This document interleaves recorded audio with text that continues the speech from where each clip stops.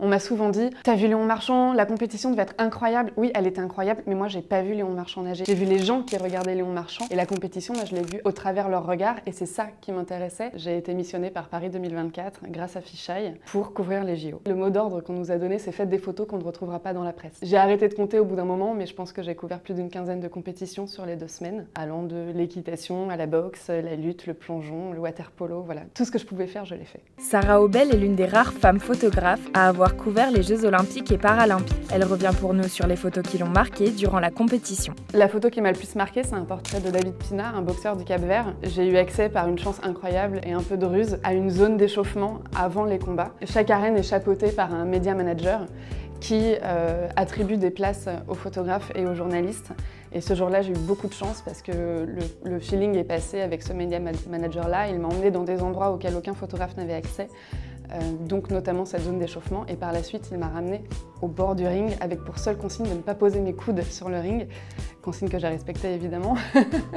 Mais pour moi, ça a été la compétition la plus forte parce que j'étais vraiment au cœur du sport et au cœur de l'événement. Les athlètes se font bander les mains ou les athlètes reçoivent des soins de la part de kinés notamment et où ils s'échauffent. Là, à ce moment-là, on est au plus proche des boxeurs et j'ai réussi à faire un portrait de lui ruisselant de sueur. Il me regarde et je trouve cette image assez forte parce qu'on sent toute la tension dans son visage juste avant de monter sur le ring. Il a obtenu la seule médaille de son pays. J'ai envoyé ma photo à David Pina qui était très heureux. On a échangé un petit peu ensemble et je lui ai promis de lui envoyer le reste des images quand j'aurai le droit de les publier. Pendant les JO, on reste quand même assez éloigné des athlètes et c'est la seule fois où j'ai eu la grâce et la chance d'avoir un face-à-face réel avec un athlète. La photo la plus difficile à réaliser, ça s'est passé pendant la compétition de BMX, place de la Concorde. Ce jour-là, il faisait grand soleil, ressenti personnellement 72 degrés, j'avais pas de chapeau, j'avais pas d'eau. J'ai déterminé un cadre, il y avait justement, je crois que c'était un cadreur avec des câbles dans la main qui étaient stationnaires et je me suis mis juste derrière lui. Et les câbles qui tenaient dans la main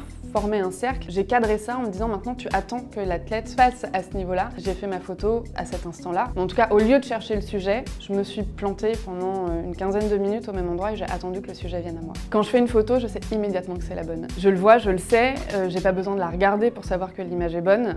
Ensuite, je continue mes images en espérant avoir le même coup de chance parce que je pense que la photographie, il est question de savoir-faire évidemment, il est question de technique, mais aussi beaucoup de chance. Je mise toujours énormément là-dessus, ne serait-ce que la chance d'une rencontre par exemple. Je sais instantanément que l'image sera bonne ou que l'image est ratée aussi.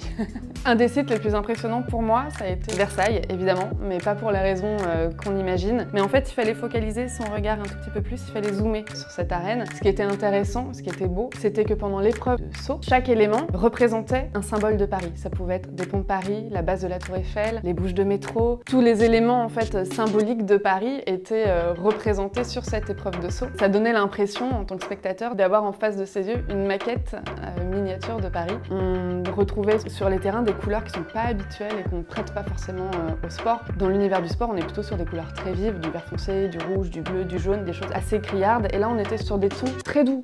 Du parme, du violet, du pastel. Et alors ça pour un photographe c'est vraiment du régal parce qu'on a pu faire des photos de sport qui changeaient, qui ressemblaient à autre chose que des photos de sport parce que les terrains avaient une physionomie complètement inattendue. Et pour nous, photographes, en tout cas pour moi, ça a été un vrai régal. Le fait que je sois pas issue du milieu sportif m'a permis de regarder le sport autrement. Non pas comme un sport, mais je dirais presque comme une chorégraphie. Moi ce qui m'intéressait quand je photographiais les compétitions, c'était les mouvements des corps, c'était les lumières, c'était les cadrages. Quand on me dit punaise, c'est incroyable, t'as vu tel combat ou tu as vu tel match.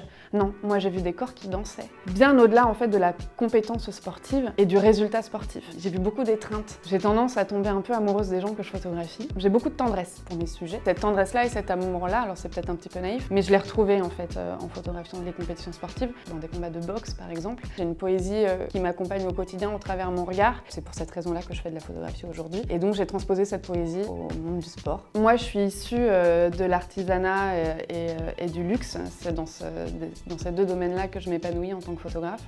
Donc j'ai pas tout de suite compris quand on m'a missionnée sur les JO.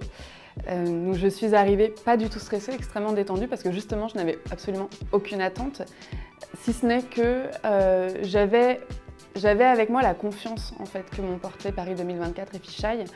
J'étais convaincue que j'étais pas là pour rien. Je me suis dit, si on m'a prise et qu'on m'a missionnée sur les JO, c'est qu'il doit y avoir une raison qui m'échappe pour le moment complètement, mais il ne ferait pas l'erreur de mettre quelqu'un qui ne serait pas prêt en fait à couvrir cet événement. Donc j'avais leur confiance en appui. Je n'étais pas stressée, mais l'étendue des JO m'échappait complètement. Je ne suis pas sportive, je ne regarde aucune compétition sportive, je n'y connais absolument rien. Tout ça m'échappait complètement de partout. Et je logeais à ce moment-là chez un ami qui lui est féru de sport et qui m'a un peu fait monter la mayonnaise pendant plusieurs jours. Et j'ai décidé de faire une compétition pour de faux. Je me suis rendue à une compétition sur laquelle je n'avais pas été missionnée, justement pour m'entraîner, pour me faire la main, pour voir ce qu'il était possible de faire ou de ne pas faire. Et c'est lors de cette compétition de natation que j'ai saisi en fait l'ampleur de l'événement, que j'ai été prise moi-même, à ma grande surprise, par l'émotion. Je me suis retrouvée à crier pour encourager des gens que je ne connaissais pas 10 secondes avant. Et je me suis dit, ok, donc les JO c'est ça, tu vas continuer à appliquer ton regard à cet événement parce que c'est ça qui est intéressant et que de toute façon je ne sais pas faire autre chose. Mais j'ai compris à ce moment-là, lors de la première compétition, vraiment les raisons pour lesquelles on m'avait mise là. Et je suis rentrée chez moi pas hyper contente de mes images parce que je pense que j'ai été complètement sortie de ma zone de confort. Donc je doutais beaucoup et j'ai édité les images le soir même et j'en étais très heureuse, très contente et ça m'a donné un peu ça m'a donné un regain d'énergie pour continuer les 15 jours qui s'en sont suivis.